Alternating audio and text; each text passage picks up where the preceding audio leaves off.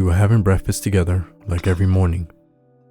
We sat in the massive dining room, quietly eating scrambled eggs, bacon, salad, or buttered toast, whatever each of us wanted. Dad sat across from me. Mom and my brother to my right. My sister sat on my left. I wasn't eating. I hadn't felt hungry since yesterday. My thoughts were racing, and I simply didn't have the space in my head for anything else. The very first thought that set the rusty gears in my brain turning was this: why doesn't any of us work? Neither Mom nor Dad ever leaves the house for long. My brother goes out sometimes, and occasionally my sister goes with him, but never for very long. Then another thought sent me further down the slope. Why don't my siblings and I look alike? My brother was a huge man. His short, black, curly hair and sharp nose made it seem like he might have come from somewhere in Latin America. His eyes were always watching everything, as if he were waiting for something to attack, or for an enemy to appear. My sister was short but muscular. She always wore her thin blonde hair in a ponytail, and her eyes were those of a predator. I could see the way she observed everything, her gaze almost flickering, like she was a hair's breadth away from slitting someone's throat. Mom and Dad, on the other hand, were completely different. I didn't fear them the way I feared my siblings. They just watched, studied. Both were small, thin people. Mom wore glasses and kept adjusting them, pretending she wasn't staring at me. Dad's graying hair was always perfectly combed, and he was always asking questions. Only me. How I was feeling. What I had done. Why I made certain choices. As if he were constantly filling out some kind of questionnaire about me. And then there was me. I stared at my reflection in the picture sitting in the middle of the table. A hollow-faced, bald figure stared back. I looked more like a shadow than a real person. With a distant gaze, I studied the people sitting around me, my so-called family. Then the realization hit me like a lightning strike. I don't know these people. Worse, this isn't my family. I tightened my grip on the fork. I felt like the world had flipped upside down, my mind unable to process the flood of thoughts crashing into it. A wave of nausea hit me at the same time as a strange, gnawing hunger. My throat went dry instantly, and my vision blurred. "Are you okay, son?" My father asked, breaking the silence. He studied me carefully, and I forced myself back into reality. His eyes examined me. His face was old, but his gaze was sharp like a young fox. I didn't answer. I just looked at the others staring at me. All of them were watching, like I was some kind of circus attraction, waiting to see what I would do next. The problem was, I had no idea what that would be. "Did you take your medication?" my brother asked from my right. I stared at his moving lips, watching the way the words formed, the way his voice vibrated the air, and all I could think was, why don't I remember anything? I knew our daily routine. I knew what we did every day. I knew whose room was whose. I knew Mom and Dad slept separately, but I didn't remember anyone from before. No memories of us as children. No image of my parents being younger. I didn't even know the names of the two people who claimed to be my parents. "Are you with us, son?" my father asked again. The curiosity on his face was beginning to harden into suspicion. Still, I said nothing. My eyes drifted toward the sliding door on the left. The kitchen was that way. Beyond it, Through another door lay the enormous backyard. My brother shifted. His massive, shovel-like hand slipped beneath the table. Without taking his eyes off me, he slowly brought it back up. Something metallic glinted in his grip. The tip of a needle. An injection. For me? The thought shot through my brain, and then, like prey sensing the predator, an alarm blared inside my head. I need to run. In one swift motion, I drove the silver fork I'd been clutching straight into my brother's forearm. He howled in pain, but I didn't have time to care. I had to get out. I knocked my chair backward and practically launched myself away from the table. Mom and Dad didn't move, but my sister's speed shocked me. I had barely started toward the kitchen when she was suddenly right there in front of me. Something gray flashed in her hand. Then she hit me, hard enough that the world instantly went black. The next thing I knew, I was on the floor. My sister stepped beside me. She was wearing brass knuckles. Pain flooded my entire body, radiating from my face. My jaw had to be broken. I was pretty sure I lost a few teeth. "You motherfucker," my massive brother growled as he staggered over to me. Blood dripped from his hand. The last thing I saw was the sole of his boot. The sour scent of blueberries twisted gently into my nose. I blinked hard until my vision cleared. I was sitting at the massive dining table again. Breakfast was spread out before us like some kind of endless feast. Scrambled eggs and bacon, pancakes drenched in maple syrup, butter toast, cereal, cold cuts, and the large picture where my reflection stared back at me once more. My father had just taken his seat across from me. He sat down elegantly and immediately grabbed the boiled egg and a couple slices of toast. My mother sat to my left beside my sister, my brother on the right, alone. There was a strange, tiny healed wound on his hand. Everything was exactly the same as every other morning, just like it always was. Except a moment ago, I had attacked them.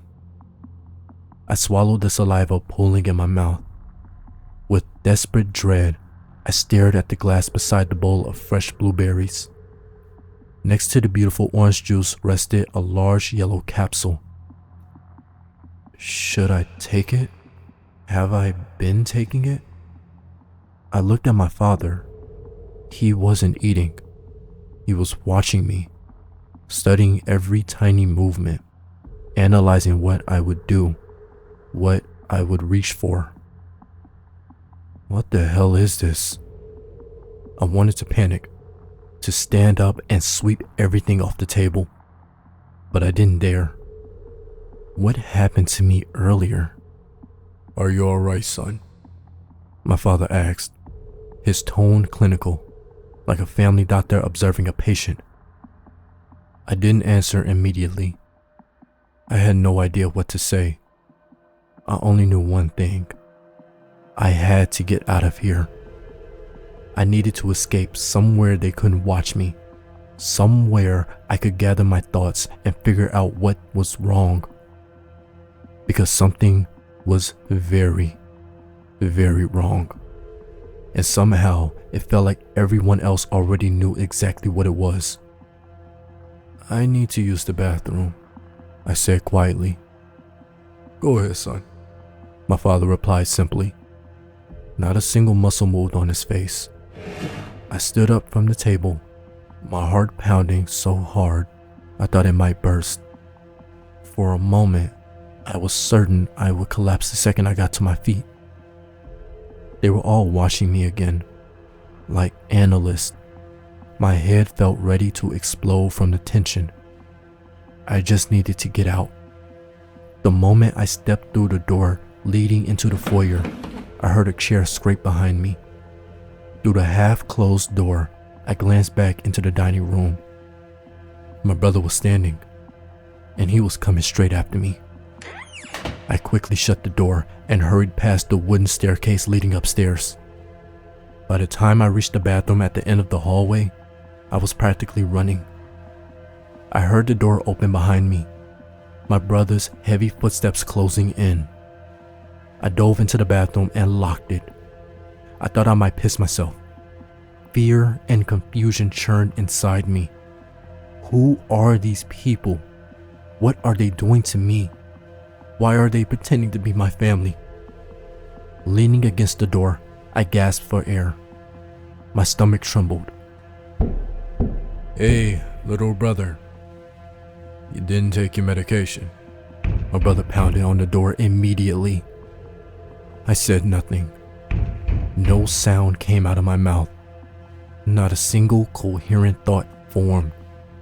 Just panic. "Hello?" He slammed the door again. "Don't do this. You have to take it before breakfast." "Who the fuck are you?" I blurted out, terrified. I shouldn't have spoken.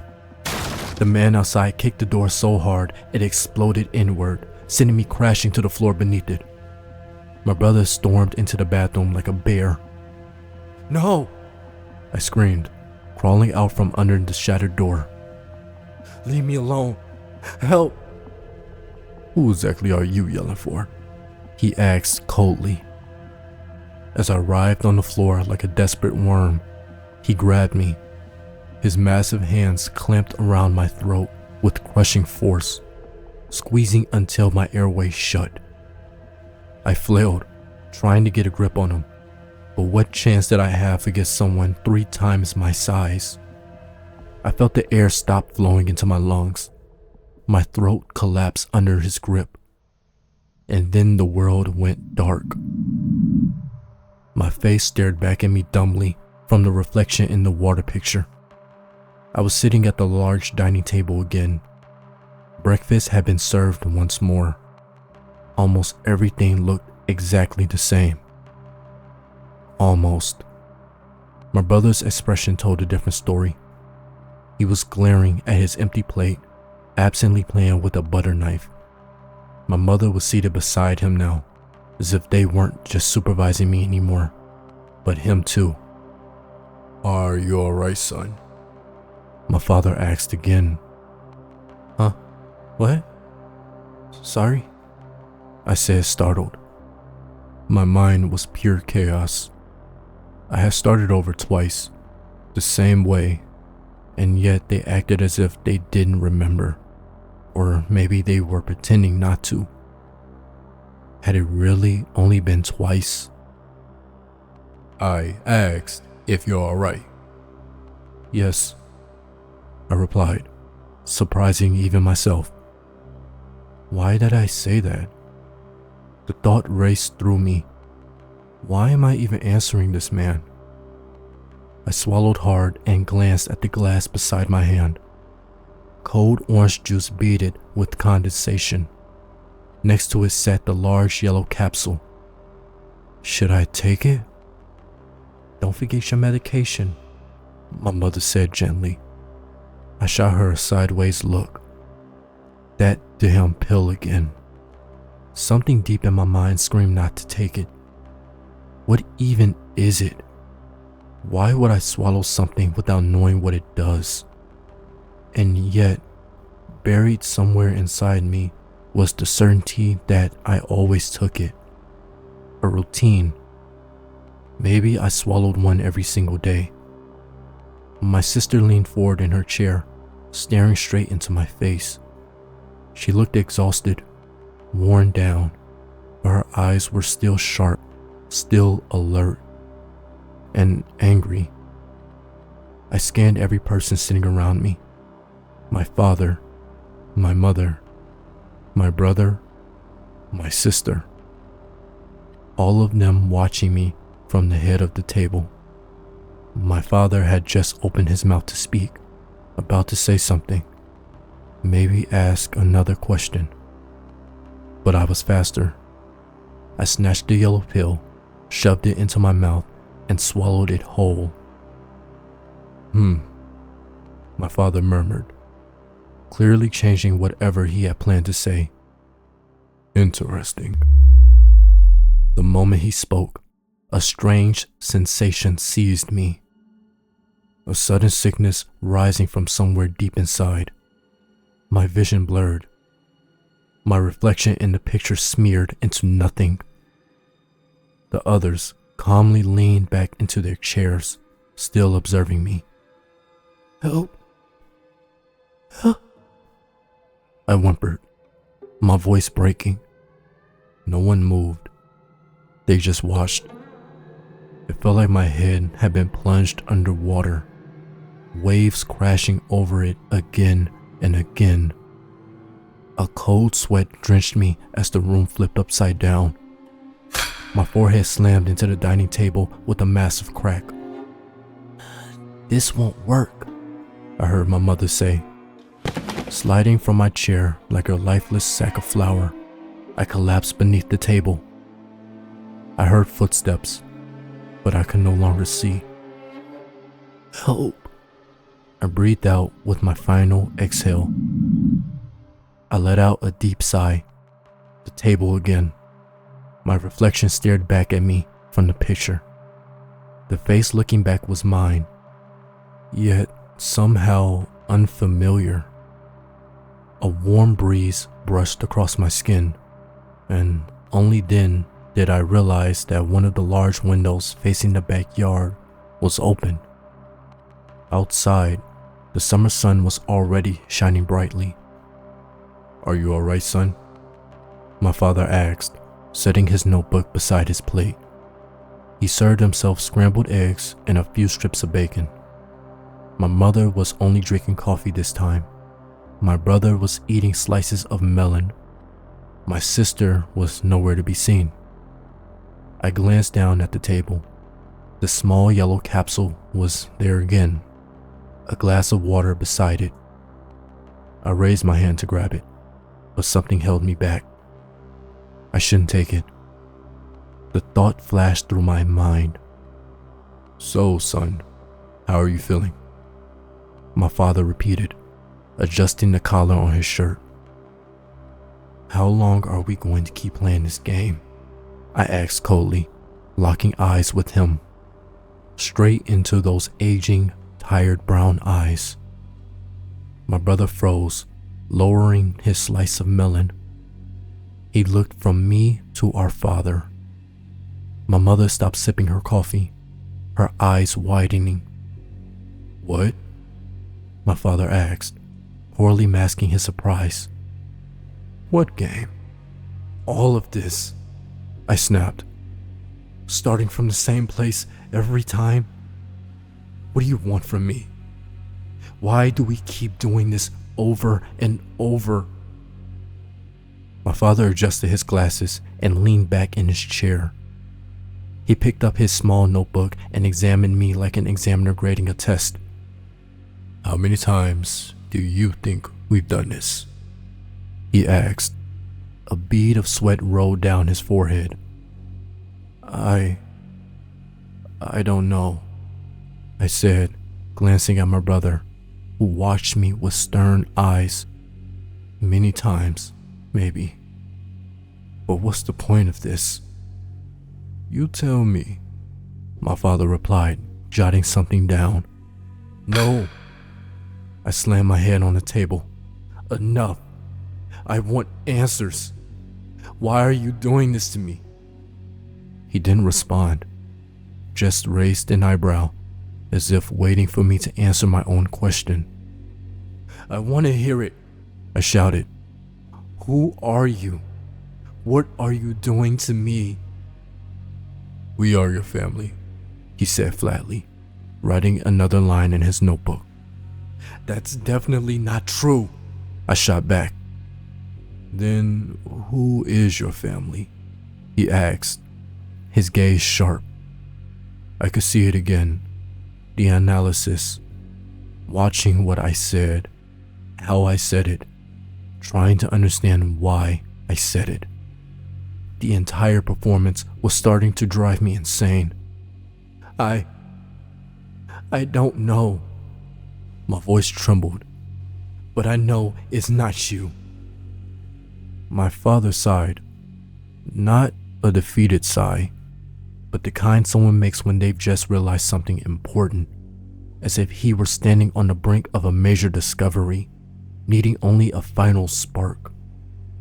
"Will you just say something?" I yelled after the long silence. "Calm down, son," he said, pushing his glasses back up his nose. "Why are you so agitated?" "Oh, fuck you," I snapped, jumping to my feet. "You're going to tell me everything right now, or sit down," my brother cut in, rising from his chair. "Oh, you shut the hell up too," I pointed at him, backing away from the table. "Don't touch me. I've had enough. Enough." My brother stared at me with murderous tension. He looked like he was one breath away from charging. I kept backing toward the kitchen. Now that my sister wasn't here like the first time, I saw my chance to escape. My brother stepped away from the table, tracking me with his eyes, ready to pounce. "What's the point of this, son?" my father asked lazily, biting into a strip of bacon. "You want answers? Come sit down and you'll have them." "I don't believe a word you say." I shook my head. Only a few steps remained between me and the kitchen door. Then my brother lunged. He thundered toward me like a bull. I leapt twice and grabbed the kitchen handle. I practically dove inside, and the sudden encounter surprised all of us. My sister was there, along with some man, standing close, talking quietly. Maybe a cook, maybe a waiter.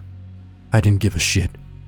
All I could see was the open door beyond them, the backyard. I had to get out. My thin, exhausted body propelled itself forward. That door meant salvation. If I made it through, I'd be free of this nightmare, free from this insane family. "Oh, for fuck's sakes," I heard my sister curse as she realized who had just burst in. She shoved the man aside and sprinted after me. The kitchen door slammed open as my brother charged in behind her. It felt like some twisted children's game. Me in front, fighting for my life. My so-called siblings scrambling after me like we were playing tag. I made it outside. The soft grass stroked my bare feet in the warm summer morning. Barefoot? No time to think. Keep running toward the bushes. Then I heard a loud crack. I didn't even understand what had happened. Warmth spread across my chest. Slow, creeping warmth. My body faltered, stopped, then dropped to his knees. There was a hole above my right breast. Blood poured from it, staining the beautiful green grass red. They shot me. But who? I collapsed forward, pathetically, ass in the air, face buried in the warm earth. Blood bubbled from my mouth. Boots appeared in my fading vision. "Tower, you didn't have to take the shot," I heard my brother say. "We could have still had him." The world went dark, and life began to slip out of me. My hand was cold where it rested on the table. There was no sign of sunshine outside. The weather was gray and damp, and I realized we were back in the dining room, eating breakfast. Again. A large bowl of pears sat on the table. Eggs, bacon, cereal, milk, and everything else. My body was intact. No hole in my chest. In the large picture, my sunken, exhausted face stared back at me. "Are you alright, son?" my father asked, glancing up at me from his notebook. My brother stared out at the rain with bored indifference. My sister was the only one watching me angrily, like a sulking child. My mother was picking at a cluster of grapes, only half paying attention to me on her right. "So, son, How are you feeling? My father repeated, stopping his scribbling. I'm fine, I answered simply. I see, he said, flipping a few pages in his notebook. Something strange took hold of me. Anger. Rage. I didn't care about answers anymore. I didn't want questions from him. I didn't want to wake up at this table again and again after my own death. I was done. Slowly, I reached for the fork lying on the table. I lifted it and studied my pathetic, bald reflection in its blurred surface. Is this really me? My mother was still busy with her grapes. With one sharp, deliberate motion, I drove the fork into her neck. Deep. Hard. I must have hit an artery. Blood sprayed everywhere, covering my face, the white tablecloth, the food. Holy shit. My sister jumped to her feet. My brother only now seemed to realize everything was covered in blood. He stared at the grotesque fountain in shock. But the one who surprised me was my father. I saw the shock in his eyes, but he didn't move. He watched, analyzed, studied the way my mother bled out while I climbed onto the dining table. I don't know how, but I knew there was a large kitchen knife beside the pumpkin pie. I had to get it. I crawled across the table on all fours, knocking through plates and food, and grabbed the knife. I tumbled off the table and sprang back up, wildly swinging the blade. My sister was closest. She raised her hands to defend herself, and I felt the knife slice into her palm. "You fucking idiot!" she screamed, clutching her bleeding hand. A deep red cut split her right palm. "Back the fuck up," I shouted. "All of you." I searched for an exit while waving the knife between my brother and sister. My father still hadn't moved. He sat in his chair, watching, waiting. I lunged toward him, pressed the blade to his throat, and grabbed him tight. "No one comes closer," I screamed, "or I'll cut his throat." Why was it harder to do this than what I did to my mother? Why did it feel like an empty threat? Like something inside me was holding me back? "Put the knife down," my brother said calmly, stepping closer. "Stay the fuck where you are," I yelled, pressing the blade harder against my father's neck. "Stop this, son," my father said, breathing heavily. He wasn't terrified. Tense, yes, but not afraid. As if he knew I wouldn't actually do it. "Shut the fuck up, all of you," I shouted. "Let me go. Where's the exit? Why can't I ever find a way out?" What I didn't notice was my sister moving. The next thing I felt was a crushing blow to my jaw. I collapsed, but I didn't let go of the knife. My father cried out in pain and grabbed his face.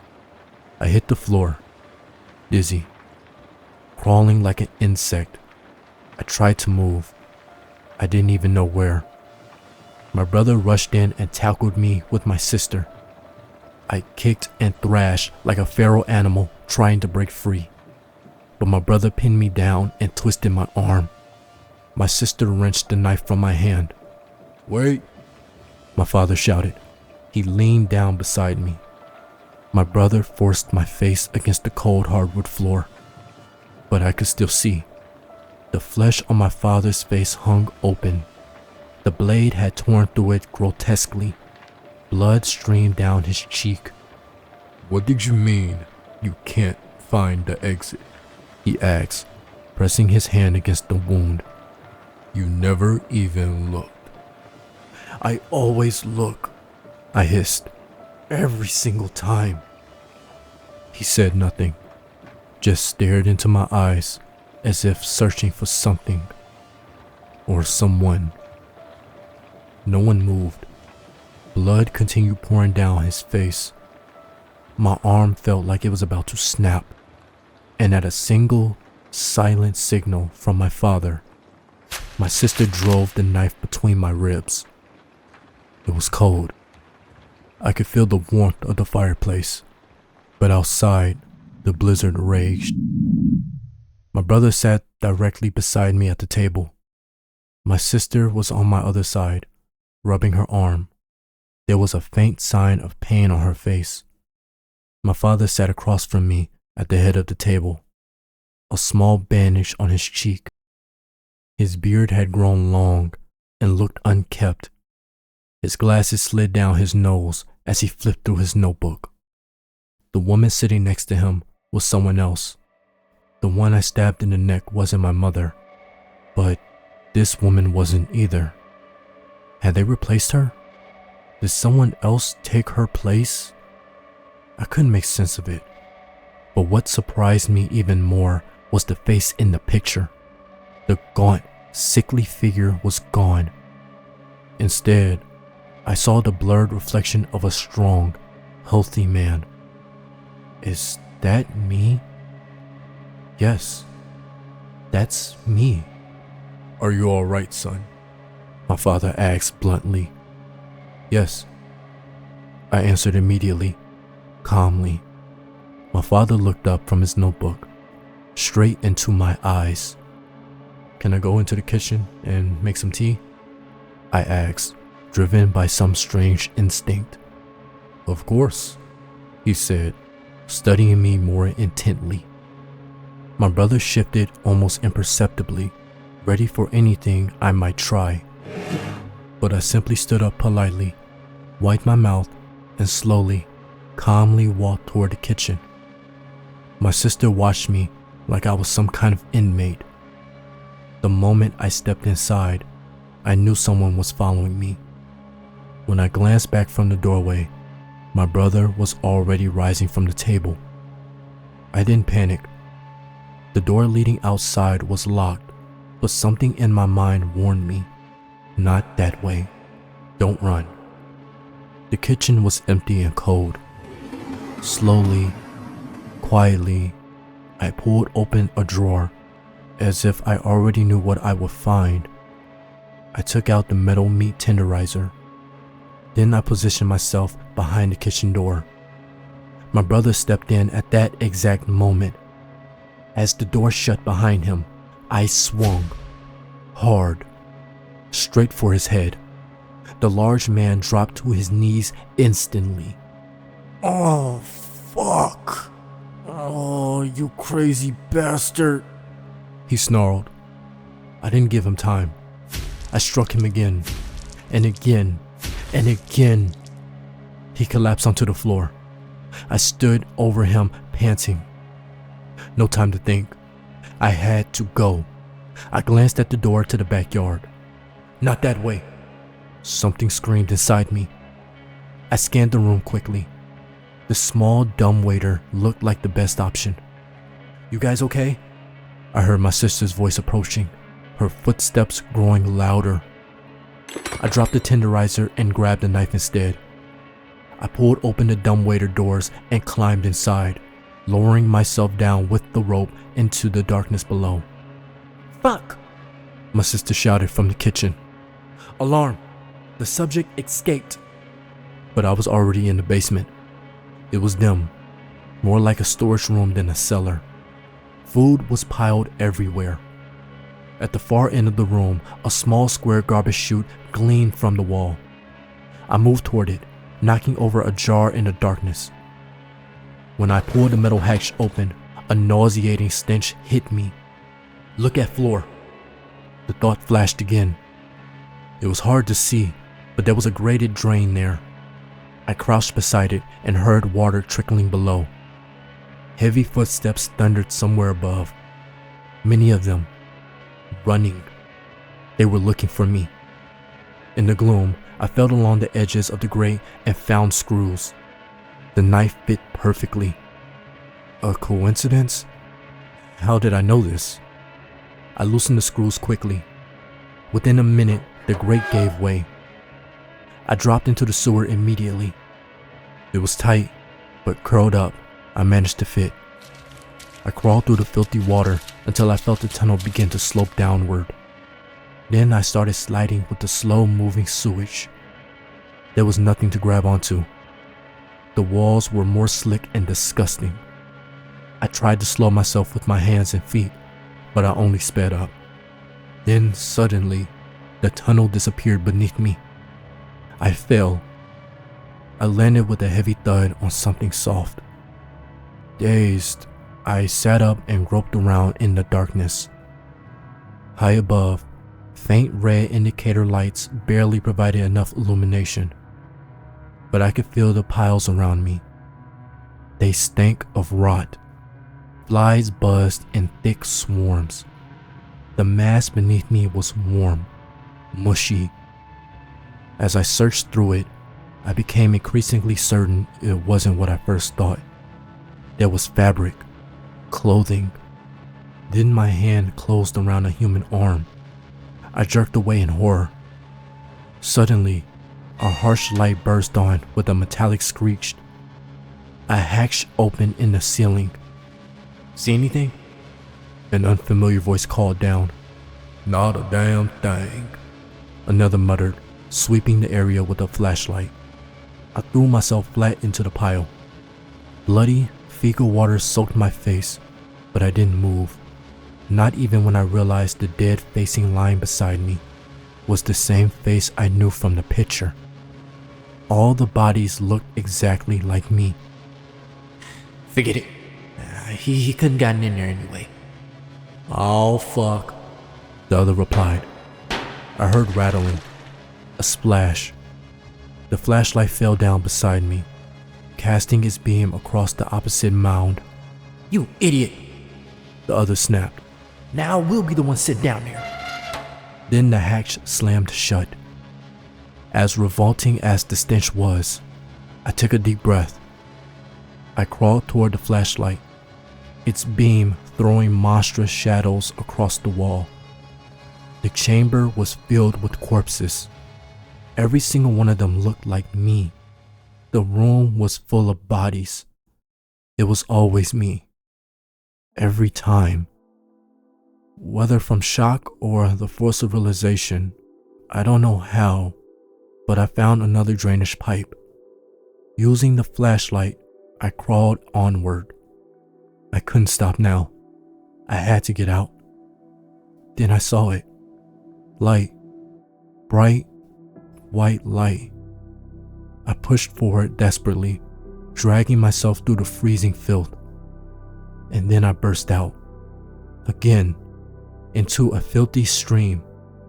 The rocks tore open my skin, but I didn't care. Everything was cold and buried in snow. I staggered out of the water and stopped to stare at the landscape. My bare feet were nearly frozen, but the silence of that moment was worth everything. Sunlight shimmered softly across the snow, turning it almost magical. Far off between the trees, I saw a car moving slowly. I didn't know where I was, or when, but one thing I know for certain: I was the first one to ever make it this far.